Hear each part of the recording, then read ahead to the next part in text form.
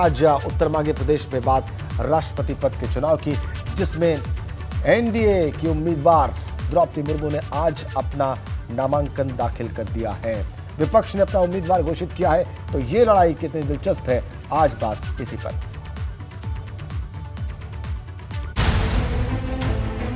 राष्ट्रपति चुनाव में भाजपा का दांव पड़ेगा भारी। विपक्ष के पास कितनी तैयारी? एनडीए की तरफ से द्रौपदी मुर्मू की उम्मीदवारी, विपक्ष की ओर से यशवंत सिन्हा की दावेदारी। रायसीना की जंग में कौन किस पर भारी? महामहिम की दावेदारी पर अखिलेश की तैयारी। मुर्मू मांगे समर्थन, विपक्ष करेगा मंथन। और इस चुनाव पर उम्मीदवारी के समर्थन पर बात करने के लिए इस वक्त हमारे साथ हैं आशीष चतुर्वेदी, समाजवादी पार्टी के नेता हैं, प्रवक्ता हैं। आशीष जी, आपका बहुत बहुत स्वागत। इसके अलावा भारतीय जनता पार्टी के प्रवक्ता हरीश चंद्र श्रीवास्तव साहब भी हमारे साथ हैं। हरीश चंद्र जी, आपका भी बहुत बहुत स्वागत। और हमारे साथ जुड़े हुए हैं वरिष्ठ पत्रकार विजय उपाध्याय जी। चलिए चर्चा की शुरुआत करते हैं, चूंकि आज और शुरुआत करते हैं विजय उपाध्याय साहब के साथ। वरिष्ठ पत्रकार हैं, उनसे हम समझते हैं पहले कि ये प्रक्रिया आप कैसे आगे बढ़ेगी। उपाध्याय जी, एक बार फिर से बहुत स्वागत। आज नामांकन दाखिल हो गया, प्रधानमंत्री मोदी प्रस्तावक हैं, राजनाथ सिंह उसमें अनुमोदक हैं, 4 सेट्स दाखिल किए हैं। द्रौपदी मुर्मू ने अपने नामांकन किया और बड़ी संख्या में हमने देखा वहाँ पर एनडीए के सीनियर लीडर्स मौजूद थे। तमाम राज्यों के जो एनडीए शासित राज्य हैं वहाँ के मुख्यमंत्री मौजूद थे। लेकिन विपक्ष ने इनसे पहले ही अपना उम्मीदवार घोषित कर दिया है, भले उन्होंने अपना नामांकन अभी दाखिल न किया। तो इस सारे चुनाव को और उम्मीदवारों की इस घोषणा को आप कैसे देखते हैं विजय जी? देखिए, इस देश में बहुत लंबे समय से अपोजिशन प्रतीकात्मक विरोध करता रहा।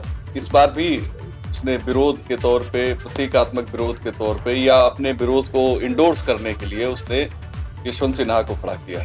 द्रौपदी मुर्मू के पास सफिशिएंट वोट है, जीत उनकी करीब करीब सुनिश्चित है। तमाम ऐसे गैर भाजपाई राज्य के मुख्यमंत्रियों ने भी सपोर्ट किया जो नामांकन में उपस्थित भी थे। लेकिन चूंकि भारत लोकतंत्र है और यहाँ चुनाव होते हैं और चुनाव में विरोध होना ही चाहिए, तो विरोध के तौर पे यशवंत सिन्हा जी मैदान में हैं। उनके पीछे जो सबसे बड़ी ताकत है वो टीएमसी की है। टीएमसी से जुड़े हुए जितने लोग हैं वो यशवंत सिन्हा को समर्थन करेंगे। लेकिन इसके अलावा जो लोग टीएमसी से उतने इंटैक्ट नहीं हैं, उनके राजनीतिक रिलेशन उस तरह से नहीं है, वो सब द्रौपदी मुर्मू के साथ। अच्छा, मुर्मू महिला भी हैं और आदिवासी भी हैं, तो इस एक जो सबसे बड़ी बात है कि हमारे संविधान में किसी के साथ कोई भेदभाव ना किया जाए, ये सबसे बड़ी भावना है। और ये पहला मौका है जब किसी ट्राइब की महिला को मौका मिल रहा है, तो एक इसका मैसेज भी अलग है। जी, आप कह रहे हैं ट्राइब की महिला को मौका मिल रहा है, इसका मैसेज अलग है और यही सोच के उनको उम्मीदवार बनाया भी गया है ताकि ये मैसेज जाए, सोशियो पॉलिटिकल, सामाजिक राजनीतिक संदेश जाए, यही सोच के चुनाव किया भी गया है। तो आशीष चतुर्वेदी साहब, आप समाजवादी पार्टी का पक्ष रख रहे हैं इस चर्चा में। वरिष्ठ पत्रकार महोदय ने भी बताया कि कंटेस्ट होता है, इससे पहले भी हुआ है, फिर से एक बार हो रहा है। लेकिन जो तस्वीर बन रही है वो ये है कि एनडीए कोalition की जो उम्मीदवार हैं वो एक महिला है और आदिवासी समुदाय से हैं, और इससे पहले ऐसा कभी नहीं हुआ। तो जब आप इसका विरोध करेंगे और यशवंत सिन्हा के समर्थन में बात करेंगे, तो आपको नहीं लगता है कि ये विरोध आपके लिए कुछ कठिन होगा और ज्यादा चुनौतीपूर्ण होगा? आशीष जी, देखिए, जैसा अभी कहा भी गया कि हर एक राजनीतिक दल को ये आज़ादी है कि वो अपना जो भी उम्मीदवार आगे करना चाहे वो कर सकता है। जहां तक विपक्ष ने यशवंत सिन्हा जी को उम्मीदवार बनाया है, तो मैं समझता हूँ देश के राष्ट्रपति का चुनाव, क्योंकि जो राष्ट्रपति पद होता है वो व्यक्ति पूरे देश को रिप्रेजेंट करता है पूरी दुनिया में। तो एक ऐसा व्यक्ति होना चाहिए जिसका व्यक्तित्व जो है वो पूरे देश की जो तस्वीर है वो दुनिया को बताएगा। अगर हम उसका उम्मीदवार अपने आने वाले चुनाव के मद्देनजर कि इस महिला को बना दें या इस जाति से बना दें या उससे बना दें, तो आप अपने केवल राजनीतिक लाभ को फायदा देख रहे हैं कि आपको चुनाव में उससे क्या फायदा मिल सकता है। लेकिन ये देश के राष्ट्रपति का चुनाव है। देश की गरिमा, देश की जो साख है वो व्यक्ति बनता है जो राष्ट्रपति बनता है। तो मैं समझता हूं उसमें आधार उस व्यक्ति का व्यक्तित्व होना चाहिए, ना कि कोई जाति, ना कोई इस तरीके की चीज। मैं नहीं समझता हूं ये कोई बहुत समझदारी का काम है, जी क्योंकि क्राइटेरिया जो है वो व्यक्तित्व होना है। और आपको लगता है कि यशवंत सिन्हा साहब का जो व्यक्तित्व है वो ज्यादा विशाल है, ज्यादा व्यापक है गलत बोल गए चतुर्वेदी जी। द्रौपदी मुर्मू के बारे में? ये लोहिया के मापदंड और सिद्धांत के खिलाफ है चतुर्वेदी जी। आप इस बात को ध्यान रखिए कि लोहिया जी ने महिलाओं को बहुत महत्व दिया। उन्होंने कहा कि महिलाएं एक अलग, महत्व देने का मतलब ये थोड़ी है कि देश के राष्ट्रपति के लिए कि बस महिला हो तो वो हो जाए। तब फिर भारतीय जनता पार्टी किसी महिला को क्यों नहीं प्रधानमंत्री बना देती है ना? तो वो लॉजिक नहीं हो सकता, वो लॉजिक नहीं हो सकता। नहीं, उपाध्याय साहब असल में चतुर्वेदी साहब ये कहना चाह रहे हैं कि पर्सनालिटी ज्यादा इम्पोर्टेंट है और वो समझते हैं कि यहाँ पर जाति या लिंग का भेदभाव नहीं होना चाहिए। बहरहाल एक अमेरिका के राष्ट्रपति बन सकते हैं, द्रौपदी मुर्मू इस देश की नागरिक हैं, वो क्यों नहीं राष्ट्रपति बन सकती हैं? और मैं इसलिए नहीं कह रहा हूं कि बीजेपी ने उनका समर्थन किया है, लेकिन अगर लोहिया के सिद्धांतों को थोड़ा सा भी आप उससे गुजरेंगे तो आप कोई भी समाजवादी व्यक्ति द्रौपदी मुर्मू का सिद्धांत के आधार पर विरोध नहीं कर सकता है। व्यक्तित्व का सवाल ही नहीं खड़ा करना चाहिए। यशवंत सिन्हा आईएएस अफसर से राजनीति में आए हैं तो उनकी पर्सनालिटी बहुत अच्छी हो गई, ये कोई मापदंड नहीं है। द्रौपदी मुर्मू ने संघर्ष करके जनप्रतिनिधि बनकर, जो ज्यादा कठिन है, फिर वहां से उन्होंने आगे का रास्ता तय किया और राज्यपाल बने। और एक ऐसी पृष्ठभूमि से जहां से उम्मीद नहीं की जा सकती कि कोई राष्ट्रीय क्षितिज पर कोई व्यक्ति इतना नाम कमाएगा। कितने लोग हैं इस देश में जो ट्राइब्स है और वो पॉलिटिक्स में सफल है, उनकी आबादी इतनी स्कैटर्ड होती है कि वहां और भी मुश्किल होती है। तो पर्सनालिटी का सवाल पे मेरा ऑब्जेक्शन है चतुर्वेदी से। माफ करेंगे चतुर्वेदी जी, मैं चाहूंगा कि इसका उत्तर दें। चतुर्वेदी साहब का उत्तर आ जाएगा, फिर हमारे चंद्र श्रीवास्तव से सवाल करेंगे। जी, उपाध्याय जी ने जो बात कही है उसका उत्तर जरूर देखना चाहेंगे और सुनना चाहेंगे चतुर्वेदी साहब। नहीं, देखिए, मैंने पहले भी कहा कि भाई भारतीय जनता पार्टी ने उनको टिकट उनके बैकग्राउंड को देख करके, मतलब उनकी कास्ट को देख करके बेसिकली दिया है। और वो इसी चीज का जो है हर जगह वो हो रहा है कि एक आदिवासी महिला को हम बना रहे हैं तो आपको विरोध नहीं करना चाहिए। अगली बार आप कहेंगे कि हम एक किसी भी जाति विशेष को बना रहे हैं तो विरोध नहीं करना चाहिए। तो इस तरीके का लॉजिक जो है वो नहीं होना चाहिए। मेरा ये मानना है कि ये इस जाति से आती हैं या इससे आती हैं तो इसका विरोध इसलिए मत करिए। तो ये कोई लेकिन चतुर्वेदी साहब, ठीक है, ये आपने बहुत आदर्श बात कही, लेकिन आपको नहीं लगता कि भारत की राजनीति में जाति या लिंग या क्षेत्र, इसको प्रोजेक्ट करके एक सामाजिक राजनीतिक संदेश देने की परंपरा ही रही है? यही ट्रेडिशन हमने देखा है आज तक, यही करते हुए हमने देखा है चतुर्वेदी साहब। परंपरा तो यही रही है, तो परंपरा बदलने की जरूरत है ना, अच्छा, कहीं ना कहीं। अच्छा, ठीक है, चतुर्वेदी साहब की बात हो गई। उपाध्याय जी, एक बार चर्चा में जरा हरिश्चंद्र जी को लेके आते हैं, हरिश्चंद्र श्रीवास्तव जी को चर्चा में लेके आते हैं, वो सारी बात सुन रहे हैं। लोहिया जी कहा करते थे जिसकी संख्या भारी उसकी उतनी भागीदारी। संसोपा ने बांधी गांठ छिड़े पाए 100 में 60, वो आबादी की बात तो सबसे ज्यादा लोहिया जी ने करी है। लेकिन लोहिया जी का मतलब ये था कि पर्सनालिटी नहीं, बल्कि उनके पास मौके कम थे काम करने की। चतुर्वेदी जी चूंकि सेना के बैकग्राउंड से है, इसलिए इस बात को शायद वो अलग किस्म से समझ रहे हैं। लेकिन जो व्यवहारिक जीवन, लोक जीवन में जो बातें हैं, वहां पर्सनालिटी को मैं कहना नहीं चाहता, पर्सनालिटी को ही कहा जाता है ब्राह्मणवाद। कि आप पर्सनालिटी देख रहे हैं, पर्सनालिटी को ही ब्राह्मणवाद कहा जाता है, और यही गलत है। इसी परंपरा के खिलाफ तो सारी राजनीति हो रही है इस देश में। मुझे लगता है उपाध्याय साहब, ये थोड़ा सा जो है वो थोड़ा सा विषय यहाँ पे भटक रहा है। हम लोग राष्ट्रपति चुनाव पर ही फोकस करें, उम्मीदवारों की उम्मीदवारी पर फोकस करें, वरना अगर इस पे जो विषय आपने उठाया है पर्सनैलिटी और ब्राह्मणवाद का, अगर उस पर चर्चा शुरू हुई तो ये विषय पूरी तरह से कोई और दिशा ले लेगा और हम लोग मूल विषय से भटक जाएंगे। इसलिए मैं श्रीवास्तव जी को लेके आता हूँ इस चर्चा में। श्रीवास्तव जी, बहुत बहुत स्वागत एक बार फिर से सर आपका। थोड़ी देर से इसलिए आए क्योंकि यहाँ पर चर्चा पर्सनैलिटी पर शुरू हो गई थी। जी नमस्कार। नमस्कार सर, ये भारतीय जनता पार्टी पर जो बात कह रहे हैं चतुर्वेदी साहब, इसका उत्तर आप दें।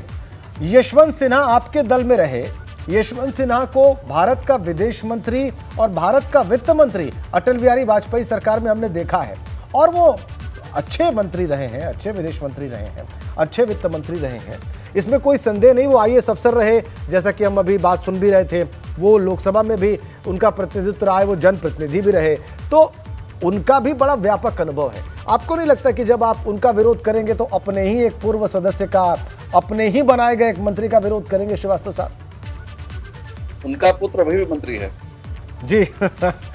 देखिए राजन जी, लोकतंत्र की जो मूल आत्मा है वो कमजोर से कमजोर व्यक्ति को, सामान्य से सामान्य व्यक्ति को सबसे शीर्षस्थ पद पर वो बैठ सके, यही लोकतंत्र की खूबसूरती है और यही लोकतंत्र की मूल आत्मा है कि जो सामान्य से सामान्य बैकग्राउंड का व्यक्ति है, जो सामान्य धरातल का व्यक्ति है, वो भी शीर्ष पद पे बैठे। और मैं इसके लिए अपने यशस्वी नेतृत्व का हृदय से अभिनंदन करता हूं कि आदिवासी समाज से आने वाली एक ऐसी महिला जिन्होंने अपने संघर्षों से इस लोकतंत्र में एक स्थान बनाया सार्वजनिक जीवन में, उनको आज जो शीर्षस्थ पद है उसके लिए उनका नामांकन कराया, उसके लिए उनकी दावेदारी पार्टी ने तय की। तो यह अपने आप में बहुत अहम है। और कई बार ये लगता है कि सामान्य व्यक्ति जो उनको हम विशिष्ट समझते हैं उनसे ज़्यादा कहीं बेहतर काम करता है, बेहतर परफॉर्मेंस देता है और देश की महिमा गरिमा और उसकी समृद्धि और खुशहाली को बढ़ाने का काम करता है। आप जो सवाल कर रहे थे आदरणीय यशवंत सिन्हा जी को लेकर के, देखिए आदरणीय यशवंत सिन्हा जी उनका आदरणीय व्यक्तित्व है, उनके व्यक्तित्व उनके कैंडिडेचर को लेकर के यहाँ कोई बात नहीं है, वो सुयोग्य व्यक्ति हैं। लेकिन जहाँ तक सवाल है जो पार्टी का यशस्वी नेतृत्व जिसने पहले ही माननीय रक्षा मंत्री और माननीय राष्ट्रीय अध्यक्ष हमारे नड्डा जी दोनों लोगों को ये जिम्मेदारी सौंपी थी कि सभी दलों से बात करके आम सहमति बनाने की। आम सहमति सभी हमारे माननीय रक्षा मंत्री जी ने, माननीय राष्ट्रीय अध्यक्ष जी ने सभी दल के लोगों से बात भी की थी। जब आम सहमति नहीं बनी और भारतीय जनता पार्टी के नेतृत्व का ये प्रयास था कि इस माननीय पद पर आम सहमति से ही व्यक्ति बैठे, लेकिन क्योंकि विपक्षी दल के लोगों ने उसको स्वीकार नहीं किया तो भारतीय जनता पार्टी ने श्रीवास्तव जी, नहीं किया। विपक्षी दलों ने उम्मीदवार अपना चुनने के लिए मुझे लगता है पहले से ही वो सक्रिय हो गए। कई बैठकें हमने होते देखी, हमने देखा शरद पवार को कहा गया, फिर उन्होंने धन्यवाद कहते हुए इनकार कर दिया, फिर हमने देखा फारूक अब्दुल्ला को बनाया गया तो उन्होंने भी धन्यवाद देते हुए इनकार कर दिया, ऐसे ही गोपाल कृष्ण गांधी की बात भी आई। तो विपक्ष ने कई बार बैठकें की और जब विपक्ष ने अपना उम्मीदवार घोषित किया यशवंत सिन्हा साहब को, तो मुझे याद है उस प्रेस कॉन्फ्रेंस में मल्लिकार्जुन खड़गे ने कहा था कि कोई प्रयास नहीं किया गया हमसे बातचीत करने का और सर्वसम्मति से कोई उम्मीदवार खड़ा करने का। ये उनका आरोप था मल्लिकार्जुन खड़गे का। नहीं ये देखिए माननीय रक्षा मंत्री जी ने बात की थी खड़गे जी से, और ये बात कहना तो मुझे लगता है कि अन्यथा होगी कि उन्होंने बात नहीं की, सबसे बात किया। और माननीय राष्ट्रीय अध्यक्ष जी ने बताया भी था कि उनकी किन किन नेताओं से माननीय रक्षा मंत्री जी की बात हुई और किन किन नेताओं से उनकी बात हुई। ये आम सहमति बनाने का जो भारतीय जनता पार्टी ने अच्छा इस बारे में श्रीवास्तव जी उन्होंने कहा भी था कि आप लोगों से बाद में कहा जाएगा कि हमने प्रयास किया। बहरहाल ये चर्चा जो है इसका कोई अंत नहीं होगा, लेकिन कुछ प्रश्नों के उत्तर श्रीवास्तव जी लेने आवश्यक है।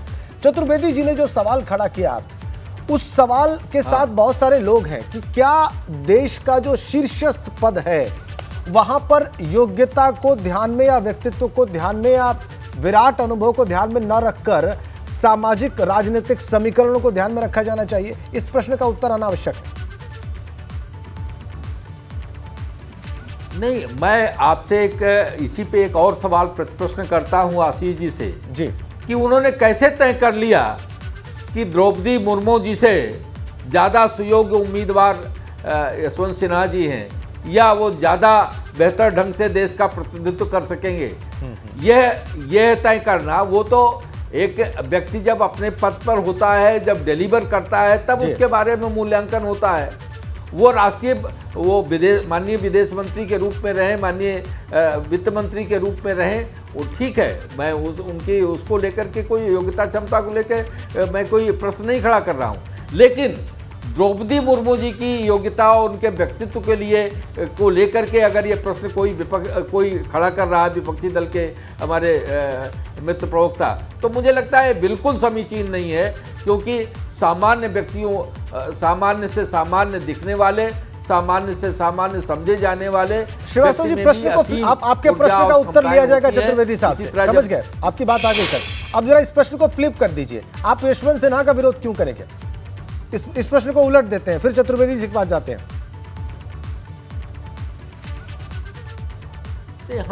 हम तो अपने जो भारतीय जनता पार्टी का जो प्रत्याशी है, भारतीय जनता पार्टी अपने प्रत्याशी के समर्थन में काम करेगी, विरोध का सवाल ही नहीं किसी का। हम तो अपने प्रत्याशी के समर्थन में और अपने प्रत्याशी को विजयश्री के लिए काम करेंगे। भारतीय जनता पार्टी का नेतृत्व काम करेगा।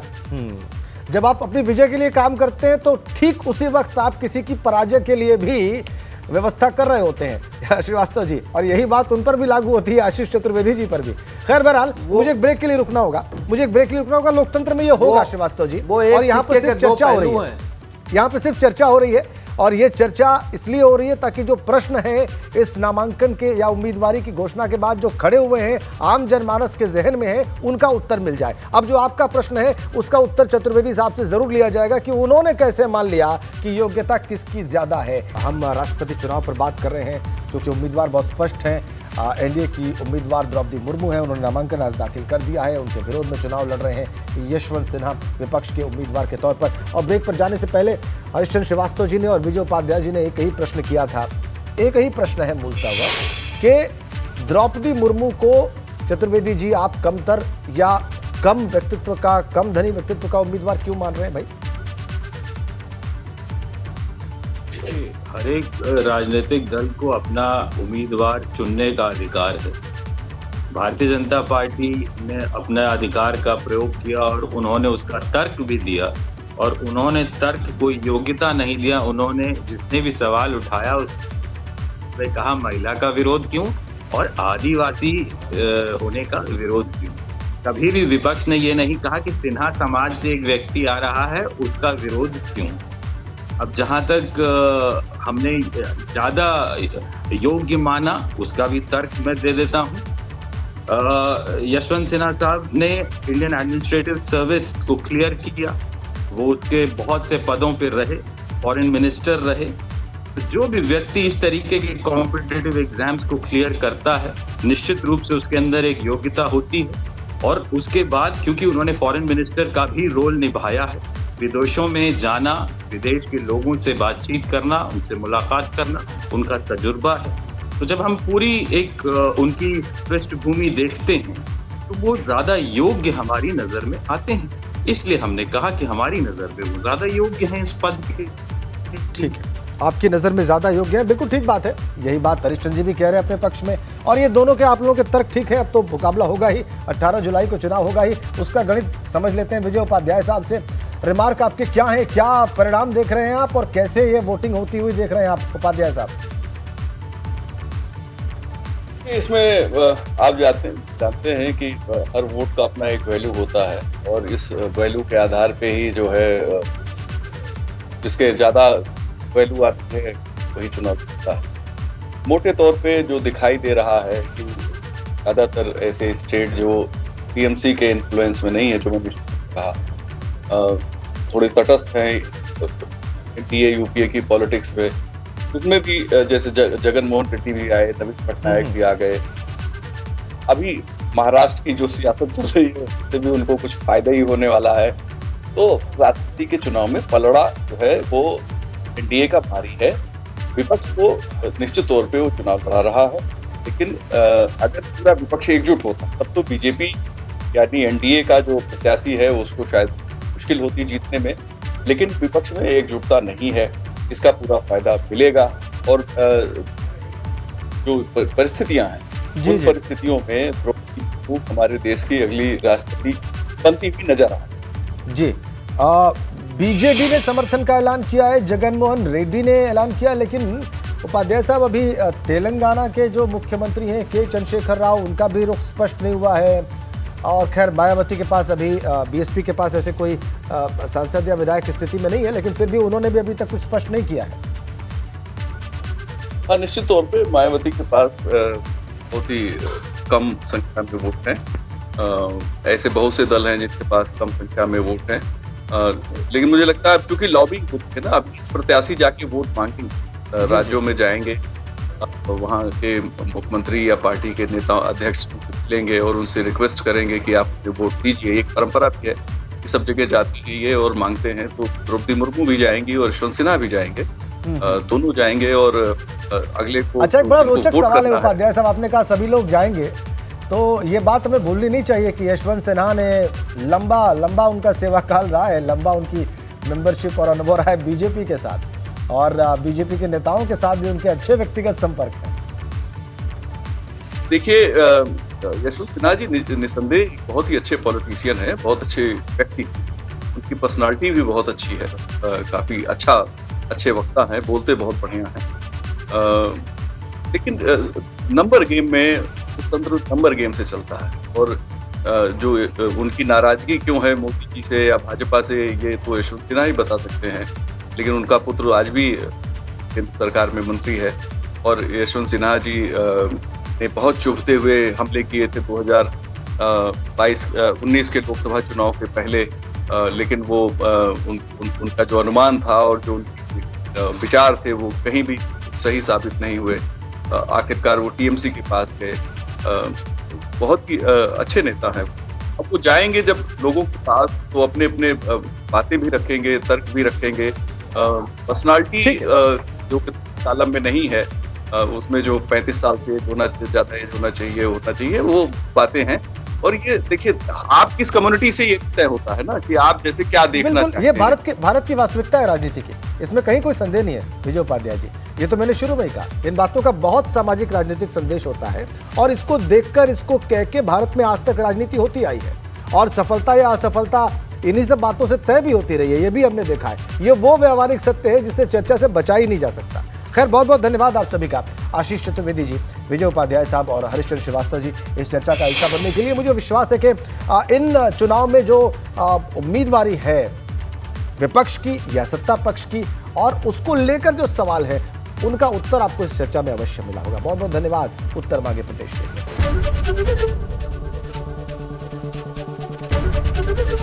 एबीपी गंगा, खबर आपकी, जुबान आपकी।